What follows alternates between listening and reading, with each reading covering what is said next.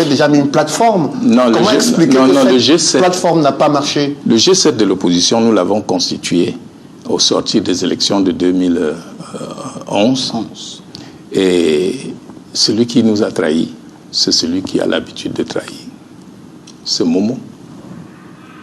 Comment pouvez-vous accuser le président du PADEC? Non, il était membre du G7. Et c'est lui qui a commencé à traîner le pas. Et par la suite, il y avait un problème que les Camerounais devront résoudre, l'ego. Quand on est allé à Fumban, quand c'était chez moi, tout le monde est venu chez moi, même y compris Frundi, tout le monde. Mais quand on est allé à Fumban, Frundi a dit qu'il ne met pas pied chez Dame Joya.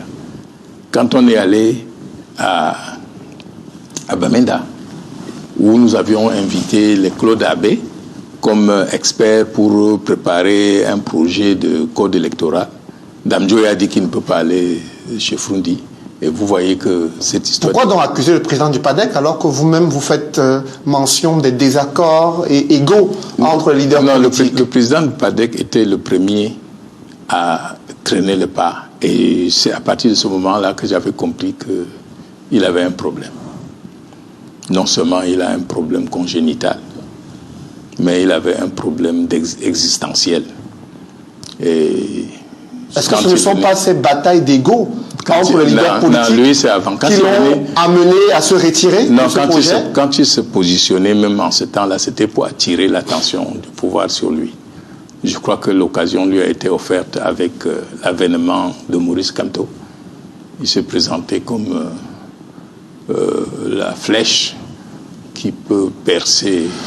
Albert Zongan, c'est ce G7 en 2011, lorsqu'il est mis en place au lendemain de l'élection présidentielle par les principaux leaders qui viennent d'être battus au cours de cette élection présidentielle. L'un des objectifs qui est indiqué, c'est qu'il faut créer une plateforme pour ces leaders-là dans le sens de préparer les consultations électorales à venir, notamment l'élection de 2018. Parce qu'ils ont estimé, les analystes, que si en 2017, si en 2011, une fois de plus l'opposition a été battue, c'est parce que cette plateforme, je veux dire que ce regroupement de l'opposition n'a pas pu se faire à temps. Donc 2011, donc, vous mettez en place ce G7-là, et tout le monde pense qu'effectivement, je veux dire que cette structure va prospérer. Non, il ne faut pas tromper le peuple. Le regroupement de noms n'apporte pas un changement. Le regroupement des hommes, la bonne volonté des hommes pour un changement apporte un changement. Quand vous êtes dans une situation où chacun ne parle de regroupement qu'en vue de mieux se positionner, parce que ce qui avait favorisé ce regroupement, c'était mon langage cru, parce que quand les gens se vantaient d'être deuxième, je leur ai démontré qu'ils avaient 15%, et que 15% veut dire 1,5 sur 20, et que quand tu as cette note, c'est éliminatoire, tu es zéro. Donc moi, j'avais quelque chose pour cent. Je ne trouve pas pourquoi celui qui avait 15% me dépassait. Parce que nous sommes tous... Environ 10%, hein, oui, pour John Fondi, SDF, classé officiellement deuxième. 10%, ça fait quoi? Ça fait 1 sur 10. 10%, ça fait 1 sur 10. Ça fait 2 sur 20. Quand vous avez 2 sur 20 en classe, vous êtes rétrogradé en classe. Vous ne pouvez pas vous vanter. Parce que ça, c'est les gens qui ont pour profession d'être deuxième. Et c'est ça que le professeur Maurice Kamto combat. Mais le professeur Maurice Kamto veut un changement au sommet. Les autres se battent pour être deuxième. Il veut même le statut de deuxième, qu'on les appelle le chef des échoués. Il est numéro 2. Mais un numéro 2 ne gouvernera jamais le Cameroun. C'est un numéro 1 qui va gouverner le Cameroun. Et pour être numéro 1, il faut renverser les institutions. Et pour renverser les institutions, il faut mettre le peuple de son côté. Et c'est cette éducation du peuple. Comment faire comprendre au peuple que le pouvoir lui appartient. Mais aujourd'hui, les militants du RDPC vous opposent les mêmes propos. Votre candidat du MRC, professeur Maurice Kamto, a été classé officiellement deuxième avec 14% des suffrages exprimés en sa faveur. Pourquoi vous ne reconnaissez pas cette position de deuxième et préparer les échéances électorales à venir? Vous prenez Maurice Kamto. D'abord, vous avez dit que je suis son conseiller stratégique. Je voudrais vous rappeler que Maurice Kamto, c'est le stratège même Donc, il n'a même pas besoin d'un conseiller stratégique. Lui-même était un stratège. Vous le prenez comme un enfant. On lui aurait donné même 49%. Et bien 50%. Qu'il dirait que ça c'est quoi?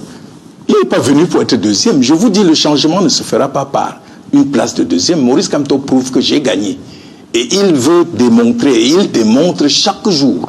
Mais le président de la République a répondu dans son discours du 31 décembre 2019. Il n'y a pas de président de la Paul République. Biya, le chef de l'État, Non, qui s'adresse à la nation. Je vous en prie, Albert Zangan. Le président le chef de l'État du Cameroun, réélu, dont les résultats ont été rendus publics par le Conseil constitutionnel, a dit dans son discours du 31 décembre 2019, ni les réseaux sociaux, encore moins les organes de presse ne changeront en rien les résultats d'une élection qu'il juge libre et transparente au Cameroun. Vraiment, comment vous réagissez par rapport à ça? Non, je réagis, il a raison. Il envoie un message aux Camerounais en disant, si vous voulez que je parte, sortez et faites-moi partir.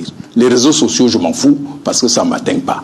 Les interventions internationales, non. Ça, c'est un message sûr. Voilà quelqu'un qui sait que le pouvoir se trouve dans les mains du peuple. Et quand mais il dit que ce peuple a tranché à travers une élection libre et transparente, non, et non, que le vainqueur a été proclamé. Attendez, c'est lui qui dit.